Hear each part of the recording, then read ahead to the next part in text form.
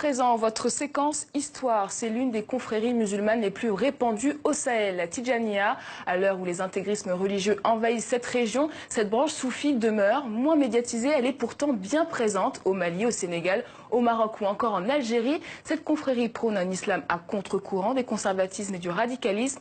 Direction la Zaouïa de Fès au Maroc, son berceau. Des pèlerins du monde entier prient sans discontinuer dans la mosquée où repose le fondateur, Cheikh Ahmed Tidjane.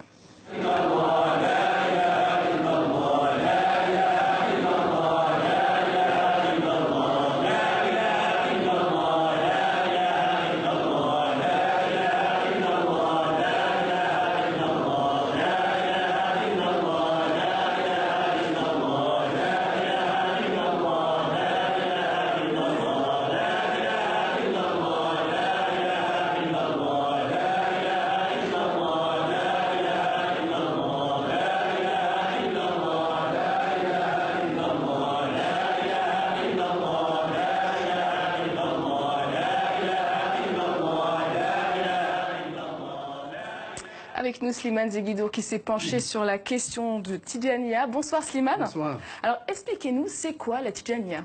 Alors la Tidjaniya, elle porte le nom de son fondateur, Ahmed Tidjani, qui est un Algérien, et une confrérie religieuse soufie en islam. C'était quelque chose de très commun jusqu'aux années 50, c'est-à-dire jusqu'aux années 50, pendant 14 siècles, l'islam reposait sur des confréries. Il y avait des milliers de confréries, dans certaines transnationales. Et la confrérie, c'est quoi? C'est un saint qui la fonde. Et ce saint est perçu par les fidèles comme un intercesseur entre les fidèles et Dieu. C'est lui, c'est pour ça qu'il est censé tenir une baraka pour bénir quand il est vivant. Et quand il meurt, son mausolée, qu'on appelle vulgairement un marabout, devient un lieu de pèlerinage pour demander aussi la baraka du saint, même après sa mort. Et il faut dire aussi que ses enfants reprennent aussi sa sainteté et continue à la distiller aux populations. C'est cela une confrérie. La Tidjaniya est une des plus grandes confréries musulmanes fondée en Algérie. Elle est passée par le Maroc, ensuite elle a gagné l'Afrique occidentale où elle a vraiment trouvé le public le plus assidu. Et justement, comment elle s'est exportée dans ces pays africains? Alors elle s'est exportée d'abord quand elle a commencé à avoir des soucis en Algérie sous la domination française.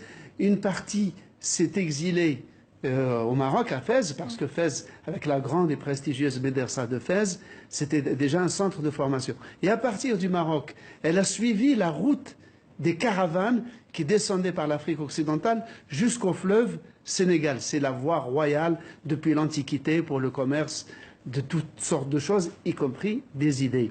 Et c'est pour cela qu'elle a, tout en étant présente en Égypte, en Turquie, c'est vraiment autour du Sénégal, mais aussi en rayonnant vers le Burkina Faso, la Gambie, le Mali, la Mauritanie évidemment, qu'elle a trouvé son bassin naturel où elle a été adoptée, non seulement adoptée, mais enrichie par des lignées de ulama comme le Hajj Malik Sy ou le Hajj Omar Tal. Il y a eu des lignées de très grands théologiens. Et pourquoi les confréries sont importantes en islam?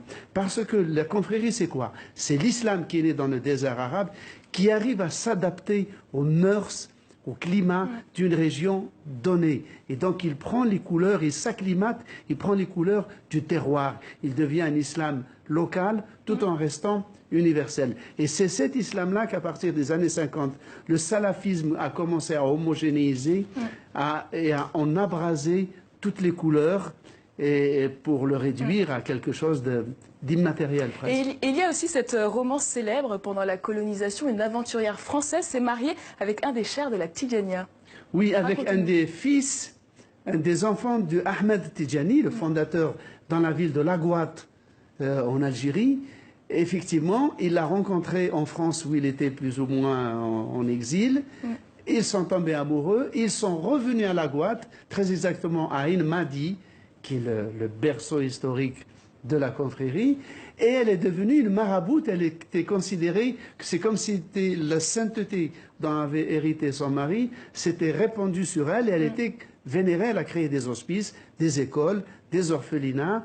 Et quand son mari est mort. Elle s'est remariée avec un autre de sa famille. Et après, elle est repartie en France où elle a été décorée, honorée, Légion étrangère, Légion d'honneur. Et donc, elle reste un personnage très populaire en Algérie, chez les musulmans, mais aussi dans son pays d'origine, la France. Et comment aujourd'hui la confrérie est-elle devenue un outil de soft power pour des pays comme l'Algérie ou encore le Maroc? Ah, exactement. C'est vrai que aussi bien Rabat qu'Alger, il y a une espèce de bras de fer feutré, tout en dentelle, sans surenchère verbale, pour utiliser cette confrérie comme un vecteur d'influence, de rapprochement, de tissage de réseaux entre l'Afrique et le Maghreb. Le Maroc se flatte d'avoir la tombe à Fès, ce magnifique mausolée à Fès, et quand les notables tijanes de l'Afrique vont au Maroc, ils sont reçus au palais, soit par le roi, soit par un proche du roi. Donc, ils sont complètement honorés. L'Algérie, qui elle a le berceau, n'a pas la tombe, mais elle a le berceau, la zaouia, donc l'oratoire où la confrérie s'est développée, essaye d'utiliser ça comme un vecteur pour son influence, son soft power en Afrique. C'est ainsi qu'en 2006, l'Algérie a organisé un congrès international à La Guatte et à Ain Madi, où ils ont invité des religieux et des notables africains de 29 pays pour essayer de ressusciter le lien sentimental entre l'Algérie, entre la Guatte, Ain Madi, et le peuple de la confrérie tidjane, dont la majorité, une bonne partie, se trouve au Sénégal. Est-ce que finalement l'expansion du Tidjania n'est pas une manière aujourd'hui, parmi tant d'autres, de faire obstacle à l'intégrisme religieux?